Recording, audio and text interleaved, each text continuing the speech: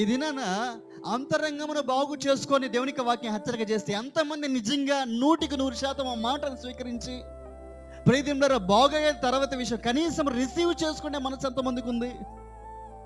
ఇది నా కోసమే కదా, నిజమే కదా, నా జీవితం బాగలేదు కదా, నేను సమాజంలో ప్రభు కొరకు సాక్షిగా జీవించట్లేదు కదా, నా బ్రతుకు మారలేదు కదా, నా వ్యసనాలు పోలేదు కదా, కాబట్టి ప్రభు కోసం నేను సాక్షిగా ఎప్పుడు నిలవబడాలి ఇంకా అని కనీసపు ఆశ అయినా మన జీవితంలో ఉండాలి కదా. వాక్యము హెచ్చరించబడుచున్నప్పుడైనా, వాక్యము చేత సరి చేయబడుచున్నప్పుడైనా ప్రేదిండరా అలా యోచించక మనమేదో శుద్ధులమైనట్లుగా, ఇంకా నా పక్కన వాళ్ళందరూ పాపలే అన్నట్లుగా ప్రియదేముల గర్వాంధ హృదయముల చేత ఎత్తుగా చూస్తూ మనం ఎవ్వరిని కూడా లక్ష్య పెట్టక నడిపించబడితే దేవుడి జాగ్రత్త, దేవుడు చూస్తాడు.